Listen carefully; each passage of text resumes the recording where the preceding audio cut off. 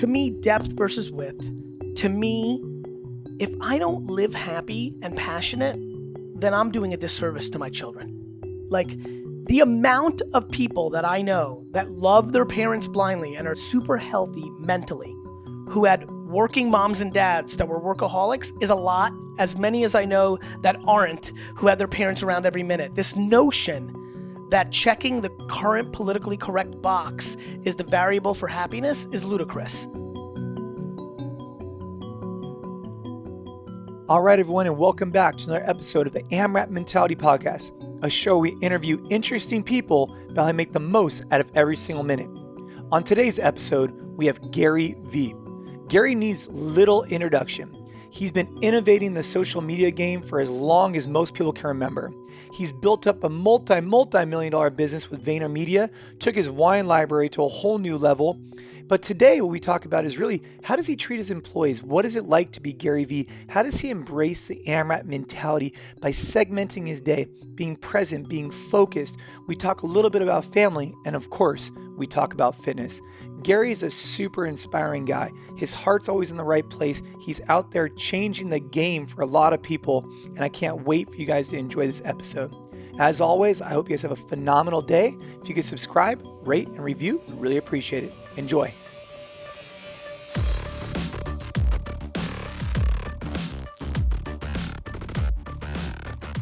So I'm here with Gary Vee, and we are going to go ahead and hit up a 30-minute AMRAP. We're going to talk a little bit about business, a little bit of family, and a little bit about fitness. So we're going to start in 3, 2, 1, and let's go. So Gary, I just had a chance to look at your current schedule for today, and I've seen a previous one from your trainer, right? I got to see briefly, and I've never seen anything like it before. I believe I saw it scheduled for like 10 or 15 minutes for a shower.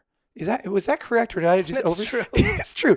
I can't imagine how segmented your day is, but that's how you become so productive. So here we are, we're about to hit this AMRAP, and as you know, in fitness, we do this as many reps as possible. And so something I've tried to incorporate in my life is try and be as present and focused on what I'm doing, and then move on to the next focus. And it seems like that's what you segment your day, and you probably AMRAP harder than anybody I've ever met in my entire life.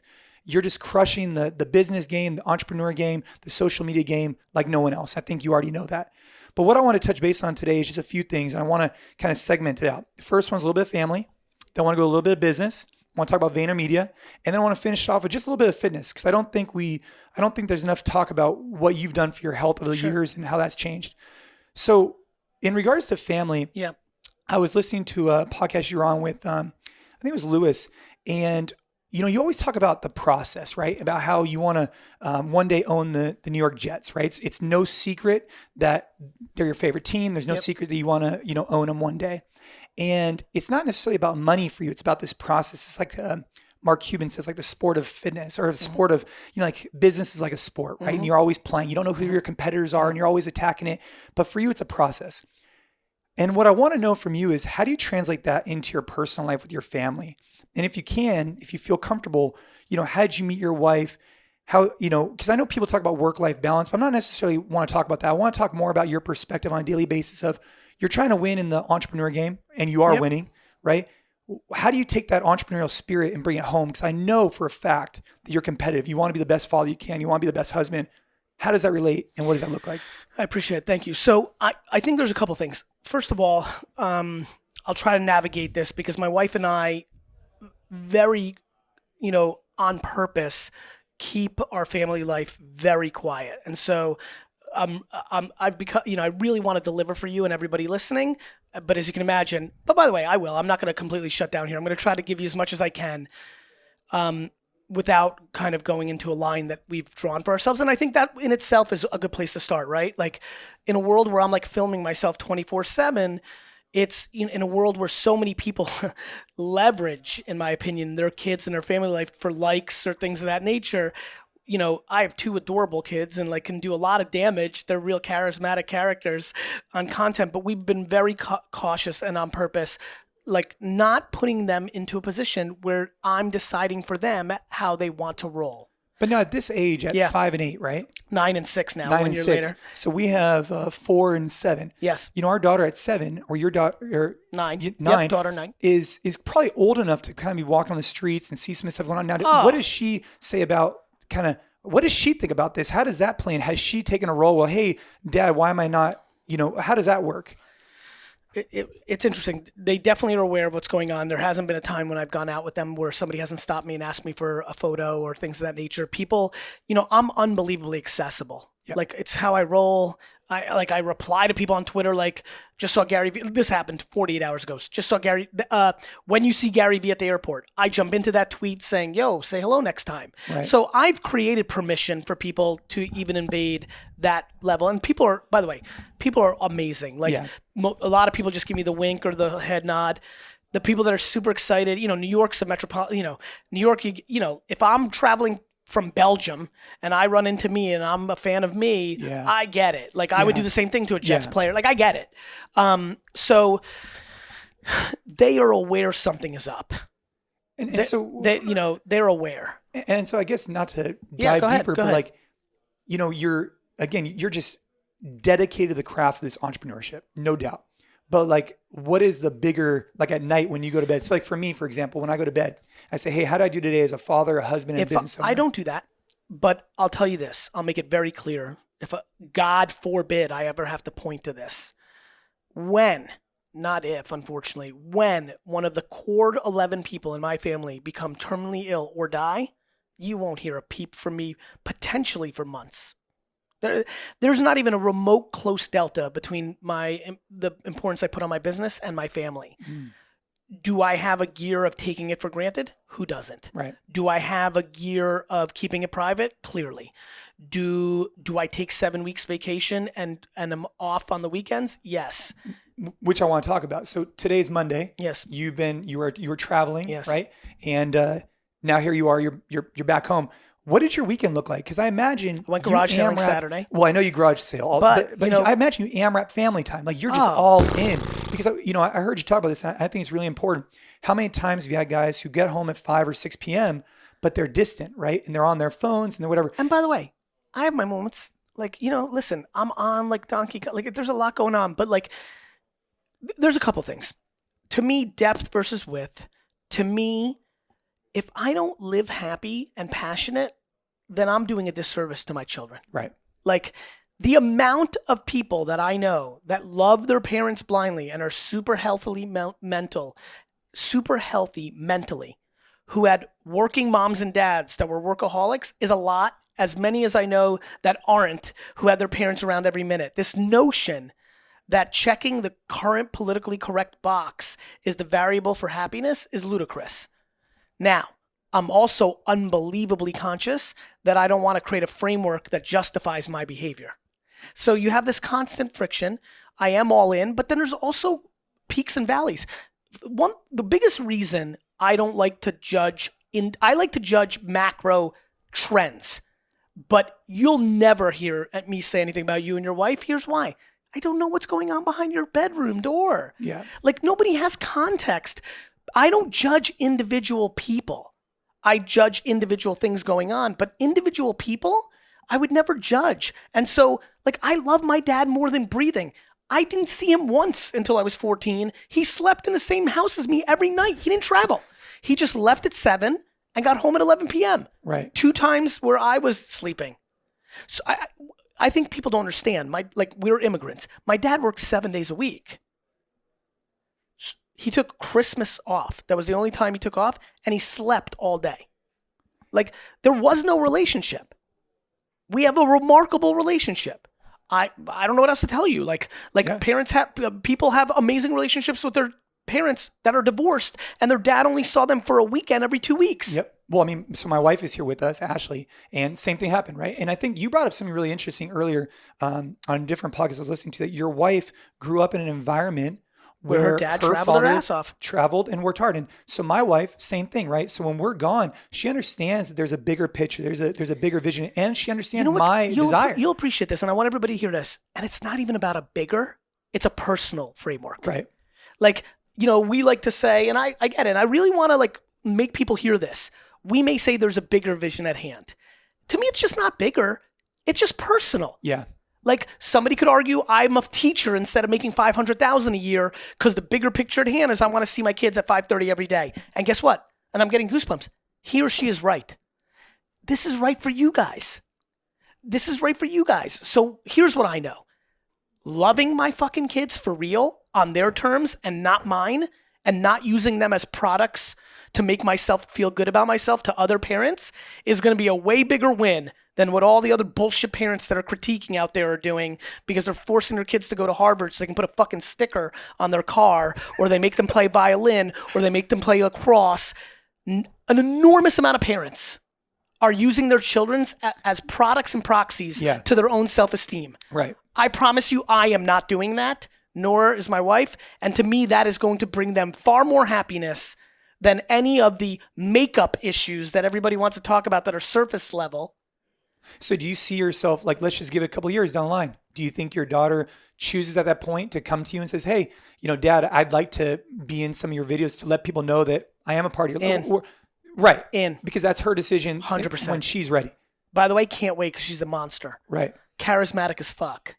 And that's awesome. So switching gears a little bit, I want to talk real quick, I want to answer your question a little bit because I think it'll bring value. Sure. I am all in, of course, as a family man, and I'm there for everybody, but it's similar to I have a couple of things. One, I'm an emotional pillar of my family across the board. So I'm there for everybody always when they need me, for sure. Like everybody knows, like open door when you need me, and everybody takes advantage of it in some shape or form, right? Like, so someone's sick, someone needs financial need, you're just there. All of it. My parents are superly financial off on themselves, but anybody else, my family's fine in a lot of ways, but like emotionally, right. I'm like such a great guy to talk to because I'm so macro. I'm so optimistic. I'm so positive. My mom doesn't need it because she built me. She's the same. But for my dad, for my sister, my brother's kind of in between, even skewing more towards me, but but I'm his 11-year older brother. So like, I'm just there emotionally, clearly for my kids. And plus there's different chapters. Like, look, all that hard work is going to create access. Like I'm looking over your left shoulder right now, looking at Madison Square Garden. We're in my office. Right. Let me make it very perfectly clear. My son and I are going to sit courtside, and forget about where we're sitting. Right. Like, that's just the truth. You're going to be able to do it. It gives you access. It gives you my son and I are going to sit courtside to 20 fucking Knicks games a year in 4 years. And it's going to be the greatest moments of our lives. Right. Both of ours. He's going to be freaking 10 years old. He's going to know the players across the entire NBA because of who I am. And what 10-year-old doesn't think now? Yep. I got to make sure he's not a dick face because of it. But it's experience, But I apologize. But go ahead. If I can thread the needle, and I will, because I'm just going to take everything away from him and make him earn. But those are going to be great memories. That's going to be the best. And by the way, let me tell you the rest of the story. And then I'm going to put him in an Uber or a car, right? Yeah. And I'm going to go to a meeting from 10:15 to 11:15. That is real. Now, that's a really funny story. And I know how, depending on where you are in your life, looking at what perspective, you're going to have a different view on what I just said. But it's my truth. And I don't judge you. So get the fuck out. Well, I think all your hard work, my wife and I, we took the kids on to give them a bunch of experiences. We went to Europe for a month when my daughter finished her chemo treatment like a couple of months ago. And that was us because we had the financial means to give them an experience. It wasn't about the money. It was about the fact that we had access, we had experience, and they're going to remember that for the rest of their life. So couldn't believe it. By the way, a nice bedtime story, rest of your lives. Knicks courtside, rest of your life. It's not about the fanciness. Right. It's about the depth of the quality. My son listens to sports 11 hours a day on his iPad. He's going to love sports. Like, it's going to be cool. He also wants his dad to be there when the first girl breaks his heart. Right. And guess what? I dominate that. I'm the first one to be like, fuck that girl. She's shit. We're going to do better. It's like, so again, I know what I do. I'm not going to win. I'm going to be there every day, every minute. That's not what I'm doing. I just do not believe that is the right thing to do, because if I had to check that box, if I succumb to political correctness and was there every night, I would die. I would not be me. I would die. So then what? Right. What are we fucking talking about there? Then what kind if of I start relationships do you drinking, have? or I start fucking taking opiums, or I fucking start doing, who the fuck knows? I would die. I need to make myself unbelievably happy. That will be, I have to be selfish and selfless. I have to balance that. And that will be a framework for them. There's a great picture frame something my wife got for me. It said, my dad didn't tell me how to live. He showed me how to live. Believe in that shit. All right. Switching gears, because I love that. I mean, I love the experience piece we were talking about, because my wife and I, we totally align on that. And I want to talk about VaynerMedia. Okay. I think you talk about social media, you talk about, Snap, Instagram, Twitter, this, that, and being on it. And I think the advice you've given me personally has been instrumental. But I want to ask you, how have you scaled? So you went from, one employee or zero to 600 now or more, right? You went from 850. You went from one location to now multiple. And now I guess you're opening a new one in Singapore. So we have locations globally. We have gyms. And I know how challenging it is to scale, but I can only imagine, we have like 5 or 10 employees per location. You're talking hundreds. So how have you kept the culture? Because I walk into Vayner, and I'm more interested in like your brick and mortar business, right? You come in, people are in the meeting room, you got guys sitting on the floor, the vibes are right. I'm looking around, and everybody's just head down working. I'm going to the bathroom. I see 401k. I see all the different things you have coming up. And to me, you're scaling, but you're scaling with passion. These people are fired up. Intent. How have you done that? Intent. The intent behind your vision. That's right. I like happiness more than I like money. And so when you like happiness and you don't like negativity and cynicism and friction, you try to do as much as you can for your employees without going out of business. So what's an example that you've been We do not make a lot of money. Okay, VaynerMedia. VaynerMedia is going to do 140 million this year and make 6 million in profit. Right. And so you try and distribute that Most back agencies to your would employees. make 28. Right. Yeah, and how do I do it? Firing with class. What does that mean? You sit on a decision for 2 months longer to try to fucking make it good, Right. and then you give a 3-month severance instead of a 3-week severance, or 2 month, whatever it may be. Like accommodations. Look at this office; it's a nice place to fucking work. Yeah, I mean, you had Cost tens of fucking millions of dollars. You had a break room I got to enjoy earlier, and I mean, I think you're Unlimited preaching- vacation policy. Really? That's pretty nice. You have an unlimited vacation policy. Who doesn't want to work there? Now, if you're a dick face and you take 100 days off, we're going to fire you. You don't work. Like, mandatory vacation. After we had unlimited, people were crippled by it and thought it was like a trick. Right. And they know me. I'm like, work. And they're like, oh, fuck. And I was like, shit, let's do mandatory vacation time. How does that work? You have to take 2 weeks off. Sometime during the year. You have to. You choose when, but you have to take 2 Yes. weeks off. Like, People come back recharged, fired up. this is why I get so upset when people are like, Gary just pushes hustle and it's all work. And I'm like, That's why I want to talk about it. Your culture. Look, I don't blame people. I don't expect anybody to spend 6 hours consuming all my content. Why? I don't have that audacity. I'm thrilled when a lot of people do, but the reason so many people that don't know me zero in on certain parts, they take 1 or 2 things out of context.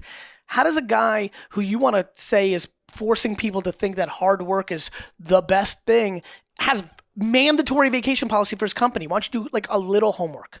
Right. Because you're trying to have these Unless, employees recharge, and like you do with your family though, right? You take 7 weeks a year? And that's your time with the family. 100%. Phones basically And look at disconnected. and they're strategic, right? They're the 2 during Christmas and New Year's. They're the 2.5 during, or even it's really now 3 in August. I'm looking for when I know the rest of the world is done. Yeah. Ashley and I talk about Thanksgiving, that all the time. my favorite, right? We love them. Of course you love them, Ashley. When you're in retail, I grew up in retail. Like when the rest of the world is checked out, you're never happier because you have anxiety when you're what people don't understand about entrepreneurship and owning shit is you're always anxious. Yeah. Yeah. You're a firefighter. I'm a firefighter. I think that when I see a firefighter, I'm like, I get you. I'm literally sitting in my little firehouse right now, waiting for somebody to knock on this window and say, we got a big problem. Yeah.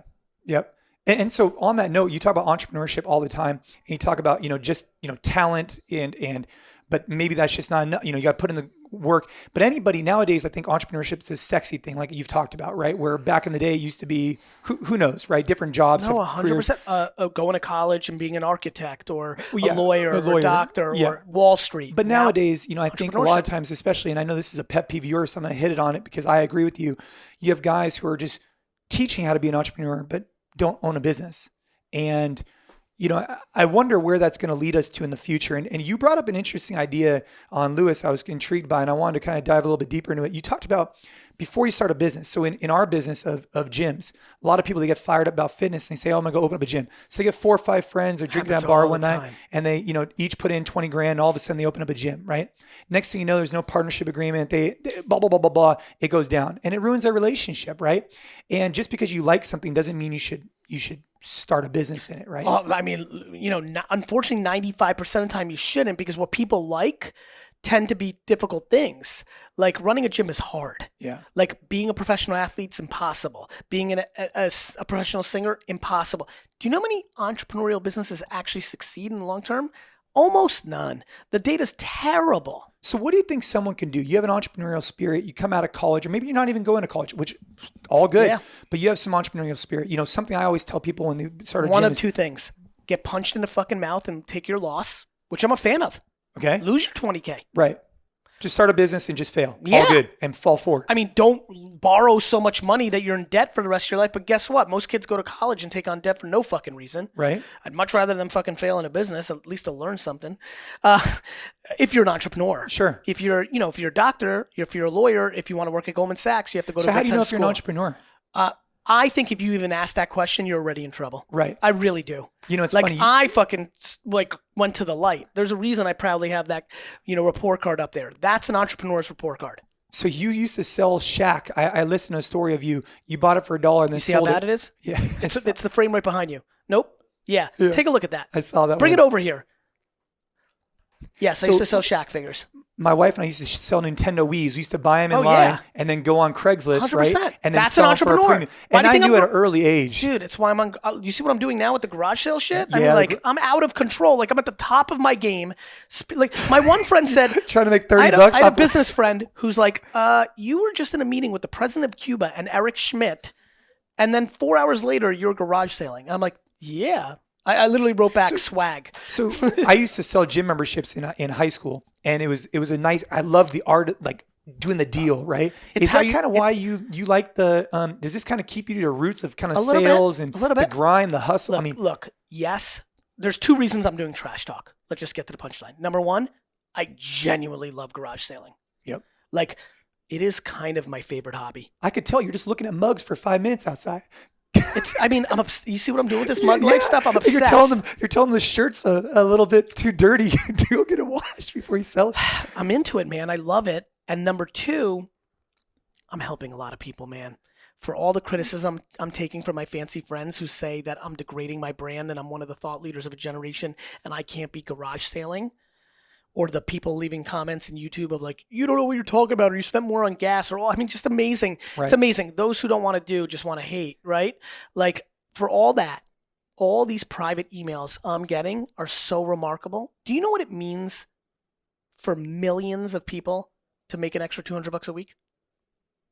It means a lot, and they could do it too. And you're giving them the tools to do it. Like, a lot. Yeah. By the way, I want $800 a But- month. but like, imagine- I don't know. Like, it's a lot. But but you're doing real- more than that, though. But what I'm doing is, it's very interesting. I'm showing them that it's true. Like, what I'm really good at, is why I started a vlog. Like, I'm showing it's true. Like, when you watch it, it's like a reality show, but it's not soft scripted like a reality show. I'm not Pawn Stars where they like find people before. I'm literally fucking garage sailing and hoping something and happens. sometimes you win, sometimes you.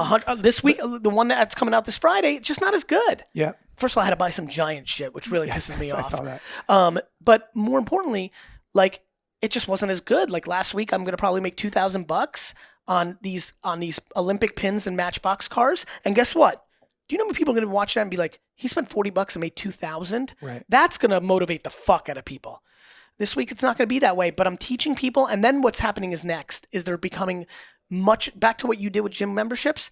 They're becoming gangsters. Right. They're learning how to write copy. They're learning images matter. They become marketers. They learn how to be salespeople. You know what they're really learning? Humility. Right. Humility is really good. Yeah, and how to engage with people too. Like at an early age, I was 15. I was selling gym memberships to different cultures, and you had to learn how to talk to people and what their buttons were and how to engage with them. Don't underestimate humility, man. Like, you can't imagine how much I love your wife right now without knowing her on that We story. Like a lot of guys that are listening right now, their girls don't want to do that. Their girls don't want to go to fucking close out, TJ Maxx and buy random shit and flip it on eBay. But when you find that girl, when you find that girl, we met when we were 15, right? Yeah. Like I told you that before, and we used to have this house that overlooked a Best Buy, and we used to get there like at 5 a.m. and her and I used to buy one, but then they limited it one per person. So what do? We got some friends that come and sit in line with us. right? And that's when I knew. I looked at her. She went and bought some shoes, the money or whatever it was. And I was like, that's a hustler. That's, because she has that entrepreneurial spirit too. Get it. And so she gets it when we're out there trying to grow the business and things like that. And having a partner in that is obviously critical. So I want to. And by the way, go ahead. A partner that's either, and this is for all the men and women, you need to look for a fullback or a cheerleader. A fullback is what she's doing. She's in it with you. She's clearing the way, right? Like she's, I mean, sounds like she's a co-running back. Yeah. But I always say fullbacks or cheerleaders. Like I invested in a lot of female entrepreneurs early on, and a lot of them are, going through interesting stuff because unfortunately we're in a point still where there's expectation on women that guys don't have to deal with. And a lot of women that I interact with are the breadwinners of their families and they're dealing with dynamics and their husbands. And I have empathy for the husband. We're still not, listen, I think in 30, 40, 50 years, we're going to be in a culture of 50-50. For sure. And that's going to be amazing. Yeah. It's going to be amazing for the kids. It's going to be amazing for everybody. Self-awareness at scale. But, I'm like, look, you need him to be a fullback or a cheerleader. He's either got to support you in your hustle, get in there, pack the bags or do it or take care of the children, whatever it may be, or a cheerleader. Somebody who isn't physically doing anything, but's got fucking cheering for you. She didn't have to go to Best Buy, but her being I'm proud of you, fucking rock it. That's good hustle. Great. You need one of those two things in a life partner. Yeah. And so with the last little bit here, I want to just touch base on fitness briefly because I wouldn't, I'm obviously a big fan. Clearly. So what is fitness kind of you got into it years ago, right? Now you have a trainer full time. Right? I got into it 4 years ago. Yep. Up until that point, I was a complete and utter zero. Had no muscles in my body, never worked out, no cardio. Luckily my body was in a place where it didn't look like I was a disaster. Right. Nobody ever even I never even felt it, let alone say it. Now, when I play those videos and when people see it, it's holy shit. Right. It's in amazing. Your face, Yeah. And just listen, you've had muscles for a long time. Take it from somebody who got to 38 without having one. Muscles are fun. Let me tell you why. Forget about vanity. It's not like I can leverage them for likes or girls or anything of that nature. They're fun in weird ways. I don't know, you run into the corner of a wall and it doesn't fucking hurt for 3 minutes. Right. Because it hit your bone. Right. Or you could lift your kids up. You could. By the way, that's a big one for me. I live in New York City. The little guy gets tired and you're carrying him with one arm and you can now go 7 blocks instead of 7 steps. Or I travel every day. It feels amazing to command my suitcase from the top of a airplane. It's very subtle things. Or some wine dude tried to punk me, we're friends, this older 55-year-old dude, but real husky fucking farmer dude. Yeah. He tried to come over and punk me just because I was making fun of him, and he came over kind of beat me up and roughhouse me, and I fucking took care of business. Yeah. I was first time I was pumped. I fucking put some weird armbar on him. It was amazing. I think people underestimate the value of your fitness not becoming an inhibitor, right? So for me, it's if my kids wants to go do anything, I don't have to worry about it, right? It's not a big deal. It's just and for you, it's second nature, so you take it for granted. Right. For everybody who's listening who hasn't done it, when you don't have it and then you have it a little bit, it's really good. Here's the biggest thing. Let's get to the real punchline. The real punchline, there's a significant chance that my quality of life is going to be far better in my 60s, 70s, 80s, and 90s because of it. The end. Forget about health. I can tell you right now, there's a big one. Big shout out to everybody who knows what soft tissue work is. Soft tissue work has changed my life. I had a bad back my whole life because of the liquor store. Mm-hmm. I have and big shout out to Jordan, who's my current trainer. Yep. January of this year. So we've been doing it literally for 10 months. Literally my first workout of the year. He's like, can you do something? And he had me do something, this kind of stretch. And basically the punchline was my entire left side was tight in a way. And I didn't even know. I knew it, but I didn't know it. Right. We rolled. I mean, the shit that's going on with me right now. Yep. So you're talking lacrosse balls, foam rollers? You having someone actually get in there with their elbows? All the above. You know how it is. Yep. If you're educated enough, I couldn't touch it. Right. To the. Yep. I can't. Now you start crying because no, you can't touch it. I don't, guys. I'm telling you, if you're listening, you don't know it. You don't even realize it happened. Right. Soft tissue work, and I'm really working on this one. I'm touching it right now. Bottom left, my hip. It's my mobility. And by the way, it's why I won't tear my meniscus as freely as I used to with basketball. Like the way I walk, it's out instead of in. It's like all this shit. It's just big chain up and down. I mean, to summarize what Gary's talking about, I cannot tell you how many times people come to me like, oh, I'm injured. It's like, well, let's start talking about it. Let's start, breaking up this muscle. All of a sudden you start realizing you're finding relief, right? Because you're so tight somewhere that's pulling somewhere else, especially for how much you travel I travel. You know what the craziest part is, guys? Everybody listening? Your brain doesn't let you touch your worst parts. Yeah. I didn't know, these things were like, one was, what's this called? Inner thigh, but what's, the quad or... What the fuck is it? Nonetheless, literally adductor. Yeah. Where's the adductor? This? Yeah. Good. This fucking thing, 18 months ago? Yep. This is right here. Guys, this is your inner thigh. Literally, Jordan's like, and I was like, jumped into outer space. I'm like, that thing is right. It's not like this rare part of your body you can't get to. It's literally right in front of me. Right. But literally your brain lets you stay away from your fucked up spots, right? I mean, this shit. Anyway, I had to roll that shit for fucking 2 months. It's fucking the best. But my lower left back, I just, just to spend a time. So anyway, nonetheless, muscles, it's all good. By the way. And how about your schedule though? Like you hit in the morning, right? Well, I hit it. I worked out this morning at 6 a.m. And you're winning the day, right? Like, I don't want to bullshit you. Like it hasn't, my energy was off the charts to begin with. Yeah, it didn't. I can't tell from this conversation. But you're really low on energy. But 4 years ago, it was just it didn't do that for me. It didn't do that for me. I don't sleep better. I don't have more energy. I don't want to lie to anybody. Here's what it did. My life is going to be better. My life's going to be better. Yeah. And it's kind of weird to see muscles on my own. Like sometimes the content, the team will make a picture. I'm like, it's so weird. Yeah. I don't know. Feels good. I'm super pissed I didn't do it in my 20s where it was more leverageable. I'm real angry. Regret. Hey, but at least you've started. So look, with the last minute or so here, I want to be respectful of your time. What's the big things going on for Gary Vee? What is a big thing coming up in the next 6 months you're really looking forward to? Something just happened. We just announced a speaking bureau. Yeah, I saw that. Vayner Speakers. I'd love to talk to you about. Okay. Yeah. You should definitely meet Zach. Super excited about that. New VaynerX is my holding company. VaynerMedia's in it. Pure Wow and 137 PM, the two publishing companies I own under this thing called the Gallery Media Group, ladders up to VaynerX. Yep. Vayner Speakers in it. Tracer, our tech company, is in it. So I'm very excited about building VaynerX. Nothing too crazy. Just living life, man. There's no secret. There's one interesting little project that might become real that will be important for 2019. Just trying to be selfless out of selfishness. Mm-hmm. Yeah.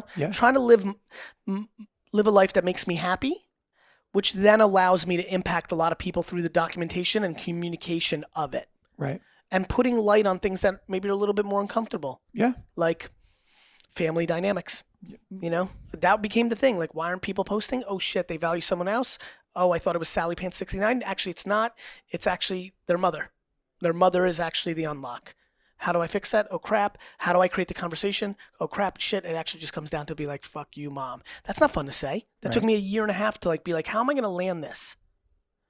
First it took me to just trying to get people into the right conversations, how to build self-esteem, how to build self-love, how to win. Dude, I got to tell you, man, for those of you who have never sat in a room with Gary Vee, his energy, I consider myself pretty fired up most of the time. I'm a pretty happy guy, but you are on a whole different level, man. You just come in, it's like a storm and it's powerful. I want to thank you for your time today. I know you got a bunch of other stuff going on, and I'm going to ask this because I ask it anyways. Where can people find you? But they could find you everywhere. So it's Gary Vee on most platforms. That's definitely the best way. I also want to tell a quick story. I'm a big believer in perseverance. Friday, we got a call from 2 clients that really blew up my Monday here today. And I was like, Ty, we need to move the podcast. I know he's flying in, but just email him. Hopefully, so Ty emails. So I'm in the middle of the air. I'm still trying to get back from Australia. Yeah, you're in Hawaii. Ty texted me. He's like, hey, he's disappointed, upset. He's upset. And I was like, before I could write, he's like, I told him we'd refund everything and we could do this. And I'm like, you know what? I'm like, fuck it. Let's do this and this. And we'll make it 30 instead of and I just am fascinated by life, right? It a lot of people would have been like, cool. And then who knows? This is going to take another 4 or 5 months. Right. And I don't know. I think it's interesting to keep. I just like perseverance.